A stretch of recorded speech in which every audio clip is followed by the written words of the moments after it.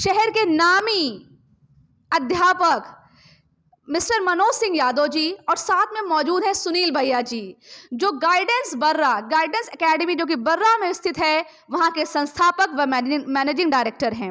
आइए देखते हैं, जो टीम वर्क इनका बहुत मजबूत है, जो किसी भी संस्थान को चलाने के सबसे महत्वपूर्ण भूमिका निभाता है। 6 साल हो गया सुनील भैया को मनोज सर के साथ काम करते हुए। सुपर टेट है या टीटी हो गया, सेंट्रल टेट हो गया, पुलिस हो गया, एसआई हो गया, जीडी जैसे एग्जाम हो रहे हैं, पीटी जैसे एग्जाम हो रहे हैं, कुल मिला के ऑल वनडे एग्जाम जो होते हैं, बैंकिंग सेक्टर को छोड़ करके लगभग सारे एग्जाम की तैयारी हम प्रिपरेशन। बताया तो उसका एडमिशन लेने का क्या प्रोसीजर है, प्लीज हमें बताएं।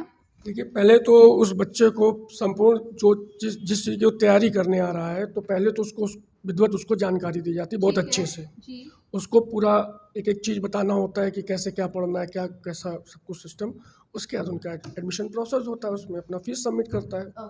और बहुत मिनिमम फीस हम लोग रखते हैं कि मतलब छात्रों के हित में ही रहे। हम लोग का तो मान लो आना जाना लगा रहेगा, उससे कोई मतलब नहीं। छात्रों के हित के लिए हम लोग विशेष ज़्यादा मतलब हम लोग पूरा जोर इसी पे देते हैं कि छात्रों का किसी प्रकार से अहित नहीं होना चाहिए।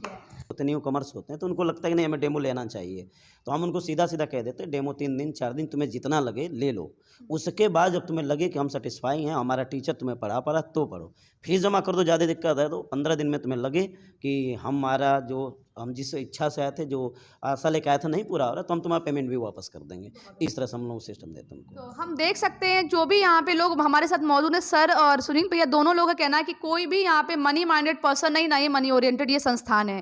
बच्चा आके पढ़ता है, 2 दिन 3 दिन डेमो लो, और 2 दिन 3 दिन सेटिस्फैक्शन अगर नहीं मिल रहा तो आप 15 दिन तक का डेमो लीजिए, और अगर आपने फी दे भी दी है तो वो रिटर्न करने की स्थिति में भी है, रिटर्न कर दी जाती है। बहुत अच्छी चीज़ है।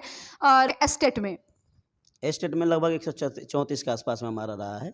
और सेंट्रल टेट में भी लगभग हमारा इसे 132 से 134 तक का सिस्टम रहा है। मतलब लगभग इसको जानना हो हमारे बारे में कि हमारी क्षमता क्या, हमारी कैपेसिटी क्या है, तो ये पूरे केवल डाइटों पे घूम आए, एक बार पता करें कि वो किस सेलेक्ट हुआ है तो किसके थ्रू हुआ है। यदि कानपुर का बच्चा है तो हमसे पढ़ा जरूर होगा, हमारे संस्थान से कहीं ना कहीं वो जुड़ा जरूर होगा। बहुत उम्दा बात की इन्होंने कहा कि मतलब एक कॉन्फिडेंस लेवल आप देख सकते हैं। सर का कहना है कि जो अगर आपको पता करना है कि कोचिंग की क्षमता क्या है या उनकी क्षमता क्या है, तो आप किसी भी डाइट में जाके पता करिए कि जो बच्चे सिलेक्शन पा के नौकरीकरण में से कितना प्रतिशत बच्चा यहाँ का पढ़ा बच्चा, मनोज सर से पढ़ा बच्चा है। बहुत अच्छी बात है सर। सर हमें आप ये बताएं कि जैसे एग्ज़ाम्स, मैंने आपके बारे में पर्टिकुलर सुना है कि मनोज सर कभी थकते नहीं हैं। 1-2 घंटे तो बहुत नॉर्मल सी बात है, 7-7 घंटे 12-12 घंटे, कभी कभी मौके पढ़ने पे आपने 14-14 घंटे कंटिन्यू पढ़ाया है, कभी ऑनलाइन ऑफलाइन बराबर चलती रही। सर क्या राज है इसके पीछे, प्लीज़ हमें बताएं। देखिए, इसके पीछे कुछ राज नहीं है, बस ये है कि इच्छा शक्ति है और बच्चों के प्रति समर्पण है। रही गाइडेंस में मामला ये होता है कि भाई अब टीचर हैं हम लोग, शिक्षक वर्ग से जुड़े हुए हैं, तो सिंपल सी बात है कि हम लोग बच्चों को क्या करते रहते हैं, गाइड करते रहते हैं। तो हुआ कि भाई जब नामकरण की बात आएगी, तो नामकरण में बात आई तो उन्होंने सीधा सीधा रख दिया कि भाई इसको हम लोग गाइडेंस नाम धर देते हैं, तो उससे चलने लगा इसमें। Because teachers are the leader, teachers बच्चों को लीड करते हैं, गाइड करते हैं, तो उसी ध्येय को अपने दिमाग में, मन मस्तिष्क में रख के सर ने इस कोचिंग का नामकरण गाइडेंस एकेडमी रखा। बहुत अच्छा सर, हमें ये बताइए कि जैसे बच्चे आपके आते हैं और अदर कोचिंग में क्या होता है, यहाँ की कोचिंग में क्या होता है, तो what is the difference between other coaching and this coaching? आपको क्या लगता है, क्या अंतर है जो बाकी कोचिंग और इस कोचिंग में है? ये क्या बेहतर आप कर रहे हैं बाकी जगह से? देखिए, बेहतर का तो एक तो पहले आपको हमने बता दिया, लंबा अनुभव, 10 वर्षों का अनुभव है। हो सकता है कि यहाँ आसपास में जितनी कोचिंगें खुली हों वो हमारे सामने ही खुली हों, या हमें देख के खुली हों या हमसे प्रेरणा लेके खुली हों, दोनों चीज़ें हो सकती हैं। तो एक तो सबसे बड़ी बात है कि हमारे पास अनुभव लंबा है। जितनी टीम में लोग जुड़े हुए हैं, कुछ तो हमसे भी ज़्यादा अनुभवी हैं भाई, हम उन लोगों के आगे कई छोटे हैं। जैसे हमारे सूर्या सर हैं, वो हमसे काफ़ी सीनियर टीचर हैं। जैसे हमारे हिंदी वाले सर हैं, वो हमसे काफ़ी सीनियर हो, 1998 से पैदा पढ़ा रहे हैं, जब तो हो सकता है कि हमारी पैदाइशी जब से तब से पढ़ा रहे हैं। तो हमारे पास एक अनुभवी टीम है। एक होता है कि नए लोग पढ़ा रहे हैं, नए बच्चे जिनके पास कुछ अनुभव नहीं है, अपने जो में आया झोंकते रहे। लेकिन हमारे यहाँ क्या है, एक पूरी की पूरी जो फैकल्टी है, एक अनुभवी फैकल्टी है। कोई भी ऐसी हमारे पास फैकल्टी नहीं है इस समय मौजूदा हालात में जिसके पास 10 से ऊपर का एक्सपीरियंस ना हो। लगभग जितने भी टीचर हैं सब 10 वर्षों से ऊपर वाले एक्सपीरियंस होल्डर हैं हमसे, मतलब लगभग सीनियर टीचर हैं जो अनुभव रखते हैं। यही अलग जो अन्य कोचिंग है उससे हमें अलग सिद्ध करती है। प्लस हम लोग की जो वर्क करने की क्षमता है, टीचरों की जो है एकजुटता है और रिजल्ट के प्रति उनके अंदर एक जिज्ञासा जो रहती है, वो हमको अन्य कोचिंगों से अलग बना देती है। बहुत अच्छी बात है। सबसे पहली चीज़ है कि why this coaching is different from other coaching and why this coaching is better than other coaching is because जो टीम वर्क है यहाँ का वो बहुत ही उम्दा है और सबके मन में वैकेंसी अगर आई तो उसको क्लियर करवाने की जो प्रेरणा है, जो एक जिज्ञासा भरी हुई है, वो उस कोचिंग को अलग करती है। और सबसे बड़ी बात, जो यहाँ पे शिक्षकगण जो काम कर रहे हैं, जो यहाँ की फैकल्टी है, वो बहुत एक्सपीरियंस्ड है। There is none of the person who is less than 10 years of experience, who is having less than 10 years of experience, कि कोई भी ऐसा नहीं, सबके पास उससे ज़्यादा एक्सपीरियंस है, कम नहीं है। तो ये बहुत अच्छी बात है। अच्छा सर, ये बताइए कि जब आप यहाँ पे आए, कानपुर आए, तो कानपुर आने के बाद आपने क्या इसके पहले कहीं और भी काम किया है, पढ़ाया है जैसे अपनी संस्था के अलावा? नहीं, हमने अपनी संस्था के अलावा कहीं नहीं पढ़ाया है। शुरुआत जब हम लोग करी थी तो आप लोगों ने सुना होगा, कल्याणपुर में जो है शैलेंद्र सर की गाइडेंस थी, वहीं से हमने पढ़ाना शुरू करा था। उसके बाद से जब जो है अपने जब आपसी संबंध इधर-उधर हुए, तब ये नई कोचिंग पड़ गई थी। इसके अलावा ये कह सकते हैं कि मूल संविधान से ही हम लोग जुड़े रहे हैं, उसी संस्थान से हम लोग पढ़ाते रहे हैं, अलग कहीं हमने पढ़ाया नहीं है। ठीक, पढ़ाया, फिर उसके बाद हम सीधे जो है इसको अपने हिसाब से चलाने लगे, संचालित होने लगा ये सिस्टम। सर हमें आप ये बताएं, जैसे कि हम देखते हैं नॉर्मली जब वैकेंसी बाकी हर सारे एग्जाम्स में जो आपका सब्जेक्ट जीएस है, तो जीएस है तो 2 वर्ड जीएस, लेकिन इसका जो अंदर जो उसका सार छुपा है वो बहुत बड़ा है, इतना ज़्यादा पढ़ने के लिए होता है। तो क्या स्ट्रेटजी हमारे बच्चे अपनाएं? स्पेशली एस्टेट की बात करते हैं, आप देखते हैं कि वहाँ पे पुरुष से ज़्यादा महिलाएं वर्ग उपस्थित होती हैं जब एस्टेट का बैच लगता है। और एस्टेट की एक क्वालिटी ये भी है कि महिलाओं की स्थिति आप जानते हैं, उनके घर जाके समय नहीं मिल पाता है कि वो प्रॉपर पढ़ पाएँ, घर में मान लीजिए उनके बच्चे हैं या फैमिली है। तो कुछ सारे एक ऐसे टिप्स दें जिससे महिलाएं जीएस को बहुत अच्छे से प्रिपेयर कर पाएँ और परेशानी जो उनके सामने आती है वो ना उनको हो। देखिए, स्टेट का जो मामला है सब कुछ करंट पे डिपेंड रहता है। भाई 40 क्वेश्चन आते हैं और देखा जाए तो जीएस 50 नंबर की होती है, 10 साइंस की होती है। तो साइंस पे तो हम नहीं कह सकते कि एकदम रेगुलर आपको मिल जाएगा, लेकिन जैसे 30 नंबर जो करंट है, जो रिजल्ट या तो ख़राब करता है या तो बनाता है, उसके लिए भाई सिंपल सा लॉजिक होता है, हम बच्चों से कह देते हैं या तो मेरे नोट्स ले लो, जो हम बनवाते हैं करंट का, उसको लेके पढ़ो। और नहीं कर सकते हो तो करंट का जो अखबार है, पर डे कुछ ना करें, 1.5 घंटे अखबार पढ़ें, पर डे 1.5 घंटे अखबार पढ़िए। दैनिक ले लीजिए, हिंदुस्तान ले लीजिए, जो भी आपको लगे सुविधाजनक उसको लेके आप पढ़ते रहिए। शेष जैसे हमारी क्लासें चलती रहती हैं, यूट्यूब पर भी चलती रहती है, यूपी सुपर 100+ पे, वहाँ से हम लगातार कोशिश करते रहते हैं कि अखबार की कटिंग लगा के करंट की बातें हम पर डे करते रहें, उसको केवल देखते रहें। ये मान के चलिए कि अभी जो मेरा अनुभव है, चाहे 68,000 हो, चाहे ये 69,000 रहा हो, हमारे 30 में से लगभग 28 से 29 क्वेश्चन बच्चे करके आए। हाँ, जैसे कि अभी हमारे साथ सुनील भैया बैठे हैं, देखिए कुछ बोलना चाहते हैं। सर बताएं क्या कह रहे हैं आप? मैं ये कहना चाह रहा हूँ, जो 69,000 की वैकेंसी जो हुई थी, उसमें मनोज सर के द्वारा एक हमारा छोटा भाई है विशाल यादव, उसका करंट अफेयर्स में 30 नंबर था। कितनी बड़ी बात है कि यहाँ पे लोग ये सोचते हैं कि 2 से 4 क्वेश्चन भी फंस जाएं तो बहुत बड़ी बात है, टीचर का पढ़ाया। और यहाँ पे उनका कहना है कि विशाल यादव नाम का एक बच्चा था जो 69,000 वैकेंसी में था और उसके 30 में से 30 क्वेश्चन सही थे। एंड मतलब ये एक नॉर्मल बात नहीं, एकदम हम मेरे लिए तो अब नॉर्मल सी बात हो गई। बहुत बड़ी बात है ये कि किसी का पढ़ाया वो 32 आउट ऑफ 30 पर फंस जाना बहुत बड़ी बात है। सर बहुत अच्छा सर ये बताइए कि आप जैसे जीएस है, जीएस के अलावा आपको और कौन सा क्षेत्र है जिसमें आपको इंटरेस्ट है? देखिए, जीएस के अलावा हम कोई चीज़ नहीं पढ़ाते, मैथ तो हमारे एकदम 0 है। अदर सब्जेक्ट तो ऐसे समझ लो कि जैसे आप जितना अदर सब्जेक्ट से डरते हो, जैसे आप जीएस से जितना डरते हो, वैसे समझो कि हम अदर सब्जेक्टों से डरते हैं। हाँ। इसके अलावा मेरा कहीं अनुभव नहीं है। और वैसे मेरा जो एक अनुभव है, जो कह सकते हो व्यक्तिगत अनुभव, वो है कुकिंग। खाना मैं बहुत अच्छा बनाता हूँ, चाहे किसी भी प्रकार का खाना हो, नॉन वेज हो, वेज हो, जो भी दुनियादारी हो, चाहे दक्षिण भारतीय भोजन हो, चाहे उत्तर भारतीय भोजन हो, इसमें हम एक्सपर्ट हैं, उसमें कोई दो राय नहीं। इसके अलावा हमें कभी जैसे लगता है कि नहीं हमें कुछ एक्स्ट्रा करना चाहिए, तो हम जो है यही सब कुकिंग किया करते हैं। कई बार लोगों को पार्टी भी देते हैं, अपने ग्रुप वाले लोगों को। बाटी चोखा सबसे ज़्यादा स्पेशल मेरा फेमस है, कि बिहार से हैं तो बाटी चोखा फेमस होना तो स्वाभाविक है। ये है। अच्छा सर ये बताइए, जैसे आपके यहाँ जो बच्चे पढ़ने आते हैं, ठीक है, अब वो बैच में पढ़ रहे हैं, आप पढ़ा रहे हैं, आप तो खुद ही संस्थापक हैं, उन्हें दिक्कत भी आपसे बता दिया, सामने बोल दिया, लेकिन जैसे मान लीजिए अदर सब्जेक्ट कोई पढ़ाता है, हिंदी का कोई टीचर, इंग्लिश का कोई पर्टिकुलर टीचर है और उस सब्जेक्ट में बच्चे प्रॉब्लम फेस कर रहे हैं, उन्हें दिक्कतें आ रही हैं, तो वो बात आप तक कैसे पहुँचती? क्या कोई फीडबैक सेशन रखते हैं, बच्चे आपको डायरेक्ट कॉन्टेक्ट करते हैं या ऑफिस में आके बताते हैं? उसमें सारी सिस्टम है, फीडबैक का भी कभी-कभी करा लिया करते हैं, उनको छूट है, हमारा नंबर भी चल रहा होता है कि आप लगे तो आप हमें डायरेक्ट कॉन्टैक्ट कर सकते हैं, नहीं तो नीचे सुनील भैया बैठे हैं, 2-2 लोग 3-3 लोग यहाँ देखते रहते हैं प्रॉपर वे में।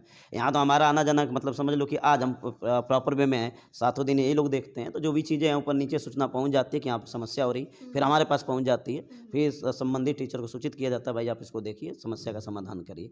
तो तीनों कह सकते हैं कि डायरेक्ट भी हमसे कनेक्ट कर सकता है, ऑफिस में अपना शिकायत दिखा सकता है, बीच-बीच में हम लोग फीडबैक भी कराते रहते हैं कि किस टीचर का क्या रिस्पॉन्स है, कितना बच्चा किसको लाइक कर रहा है, उसे भी हम लिख लेते हैं कि क्या चल रहा है, क्या नहीं चल रहा है। अच्छा सर, ये बताइए सीटेट का जो एग्जामिनेशन होता है उसमें 90 मीन्स कैसे 50-50 होता है, पेडागॉजी बहुत आती है, तो क्या सर उस क्षेत्र को भी आप डील करते हैं? नहीं, उसमें क्या है कि जो है धर्मेंद्र सर हमारे हैं, जो ये सारा एरिया उन्हीं का होता है, 90 नंबर उनके पास होता है। शेष जैसे कि आपने कहा कि भाई 15-15 50 का मतलब वही हो गया, 30 नंबर सीडीपी वाला हो गया, शेष पेडोलॉजी वाला हो गया, हर सेक्शन से 15 चौको 60 नंबर, यानी 90 नंबर उधर हो गया।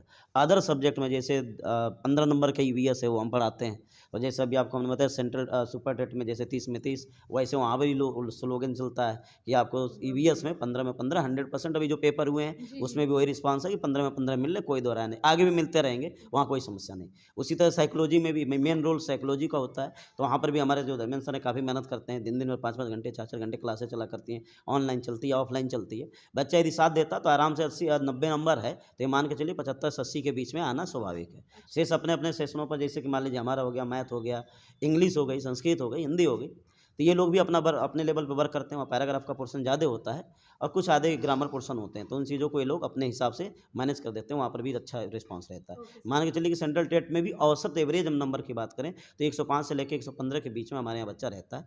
अब हाईएस्ट का तो आपको हम पहले बता चुके हैं, 34। हाँ 34 आपको हम बता ही चुके हैं। अच्छा सर, ये बताइए तो अभी आपने नाम लिया धर्मेंद्र सिंह यादव जी का, तो जहाँ तक मुझे जानकारी मिली है कि वो उनको आपने पढ़ाया भी, वो आपके शिष्य भी रह चुके हैं, तो क्या ये बात सत्य है? प्लीज़ हमें उनकी जर्नी आपके साथ बताएं।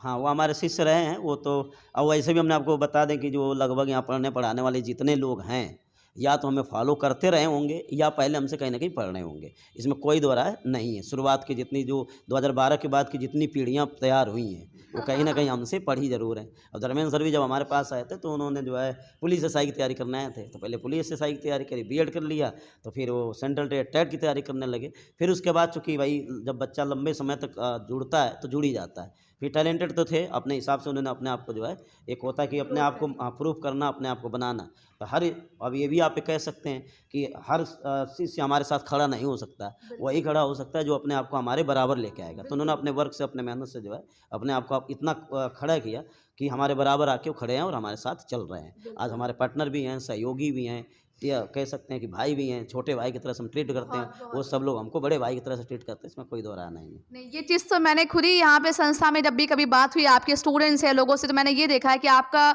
दूसरों के प्रति और दूसरों का आपके प्रति जो सम्मान का भाव है वो बहुत ही अच्छा, बहुत ही उसका स्तर बहुत ही ऊंचा है। सर ये बताएं, जो आपके यहाँ जो फैकल्टी इस समय वर्क कर रही है, तो क्या सारी फैकल्टी लोकल की है या शहर से बाहर की भी कुछ लोग हैं? भैया बताएंगे सारे। अच्छा, सर बैठे हैं, देखिए सुनील भैया कह रहे हैं बताएंगे। सर आप बताएं, जो फैकल्टी यहाँ पे वर्क कर रही है वो फैकल्टी कहाँ की है? सब लोकल के है या कुछ शहर से बाहर के भी लोग हैं? काफ़ी लोग शहर से बाहर से भी हैं, जैसे कि हमारे यहाँ सूर्या सर हैं, सबसे सीनियर टीचर, सर ने नाम भी लिया पहला, तो ये अपना शुक्लागंज उन्नाव से आते हैं। और वहीं से हिंदी वाले एक सर हैं, वो भी वहीं से आते हैं, उन्नाव से ही हैं। और 2-3 लोग यहाँ लोकल ही रहते हैं। और हम देख सकते हैं जो संस्थापक हैं यहाँ के, वो तो ऑलरेडी बिहार के हैं, तो बाहरी तो दुनिया यहाँ पे पूरी बसी हुई है, लेकिन वहाँ के सभी लोग आके कानपुर में किस तरह वर्क कर रहे हैं वो वाकई में देखने लायक है और बच्चों को इससे प्रेरणा लेने लायक है। सर अच्छा, एक बहुत ही मैं क्वेश्चन आपसे करना चाहूँगी, बहुत से बच्चों का भी पूछना है और हम लोग का पूछना है कि भाई इतना टाइम हो गया, अब आप सिर्फ ज्ञान दे रहे हैं लोगों को बराबर, ठीक है, मेहनत कर रहे हैं बराबर, खाना खुद बना के खा रहे हैं, अब सर आप ये बता दें आप शादी कब करने वाले हैं? देखो, इसका जवाब आज तक हम खुद ही नहीं ढूंढ पाए हैं, तो तुम्हें कैसे जवाब दे देंगे? जिस दिन जवाब मिल जाएगा उस दिन जवाब हम दे देंगे, सबको दे देंगे। वैसे तो हर क्लास, कोई ऐसी क्लास नहीं होगी जहाँ ये सवाल उठता ना हो। हर बच्चा एक पढ़ाते पढ़ाते जाते हैं, बीच में कैसे बात आई तो ये बात जरूर आती है, लेकिन इसको देखेंगे भाई, समय का होता है, हमारे ना करने से हो जाएगा ना हमारे कहने से हो जाएगा। हाँ, जो होगा जहाँ पर भी समय लगेगा, जब आ जाएगा सही समय तो वो भी आ जाएगा, सबके सामने आ जाएगा। इसमें सर पार्टी आपको बहुत लंबी देनी पड़ेगी, बच्चों की कतार बहुत लंबी है, उनके साथ हम लोग भी शामिल हैं, क्या क्या सर, सही बात है ना? पार्टी तो छोड़िए, हम भंडारा कराएंगे भाई, सीधे सीधे भंडारा चलेगा, पार्टी से कुछ होना ही नहीं है। तो उसके लिए तो हमें भंडारा एक कराना पड़ेगा, जिसको आना आता रहे जाता रहे, इस तरह का सिस्टम डालेंगे। बहुत बढ़िया है। सर का कहना है कि शादी जो जीवन का वो भी एक पहलू है, वो भी जिस दिन होगी सबको अनाउंसमेंट होगा, पता चलेगा, और सिर्फ पार्टी से काम नहीं चलेगा। सर का कहना है भंडारा करेंगे, हर व्यक्ति खाए, जानने वाला भी और अनजान व्यक्ति भी। बहुत अच्छी बात। सर आपका क्या मैसेज है आपके विद्यार्थियों के लिए कि किस तरह से वो तैयारी करें, किस तरह से वो आगे बढ़े? प्लीज एक मैसेज दें अपने विद्यार्थियों को। तो कोरोना चला गया तो स्थितियां ऐसी रही कि भाई हम ये भी नहीं कह सकते हैं सरकार इसके लिए दोषी है। 2 साल तो ऐसा स्थिति रहा कि ना बाहर से हम निकल ही नहीं सकते थे, एग्जाम की कोई बात ही नहीं है। लेकिन अब 2019 से लेकर 2022 चला गया, 23 आ चुका है, 24 आ रहा है। इस समय कहीं ना कहीं बच्चे जो हतोत्साहित हो जाते हैं। कई बार बहुत सारे ऐसे बच्चे हैं जो अपने एग्ज़ाम को ब्रेक भी कर देते हैं। बहुत सारे हो सकता है 2019 वाले इधर उधर कमाने लगे, ठीक। लेकिन हम ये कहना चाहेंगे जो भी बच्चे हैं अपने धैर्य को बनाए रखें, नहीं जाते तो निरंतर पढ़ाई को लगे रहें। जब एग्ज़ाम कोई आता है पास में आ जाए तो उसे तेज़ गति से अपनी तैयारी को बढ़ा दें। तो उनको सीधा सा कॉन्सेप्ट है, पढ़ाई जब तक आपके पास है, जब तक आपके पास क्षमता है, जब तक आपके पास एज है, तो हमारे हिसाब से आप तैयारी यदि करें हैं, बीएड बीटी से करें हैं, या आपने जो भी योग्यता धारण करी है उसके अनुसार अपने तैयारी को जारी रखिए। नहीं 100% तो 50% जारी रखिए। जब एग्ज़ाम आ जाता है, पास में नोटिफिकेशन आ जाता है, तो 100% कर दीजिए, सफलता मिल जाएगी, उसमें कोई दो राय नहीं। बहुत अच्छी बात है। तो कहना ये कि बच्चा किसी भी परिस्थिति में क्यों ना, लेकिन अपनी पढ़ाई को रोकना नहीं है आपको, और कंटिन्यू आप पढ़ाई करते रहें। आप अगर 100% पढ़ाई अगर अभी नहीं कर पा रहे, आप 50% कर, लेकिन उसको छोड़े ना। जिस समय वैकेंसी का दौर आता है, वैकेंसी आती है, तो आप तेज़ रफ्तार से अपनी पढ़ाई को शुरू करें, क्योंकि वही एक समय जो आपको सफलता दिला सकता है। तो what is the main thing that he said is continuity आपको बनाए रखनी, वो कहीं पे भी ब्रेक नहीं होनी चाहिए। सर बहुत अच्छा लगा आपसे बात करके, और बहुत बहुत धन्यवाद हमारे चैनल में आने के लिए, इतना समय देने के लिए। Thank you sir. और अगर आप नए वर्ष की बधाई देना चाहें तो बिल्कुल अपने विद्यार्थियों को दें। हम वैसे भी दे चुके हैं, लेकिन एक बार और आपके चैनल के माध्यम से भी जो है, जितने भी जो लोग हमसे जुड़े हुए हैं या जो हमसे पढ़े हुए हैं, जो हमसे पढ़ रहे हैं, सबको हम आशा यही रखेंगे कि जो ये नया वर्ष है 2023, वैसे भी हम बच्चों को कह चुके हैं कि 2024 तक सब ठीक ठाक रहा तो हमसे जुड़ने वाले सभी लोगों को नौकरियां हम दे देंगे। प्रयास हम यही करेंगे, ऊपर वाली कृपा रही तो जो भी लोग जुड़े हैं सबको नौकरियाँ कम से कम तो मिल ही जाएंगी 2024 तक। चलिए, बहुत सर आप बोलना चाहेंगे? धन्यवाद। ठीक है, थैंक यू सर। इसी के साथ आप लगातार देखते रहिए न्यूज़ आउटलुक। मैं नेहा श्रीवास्तव।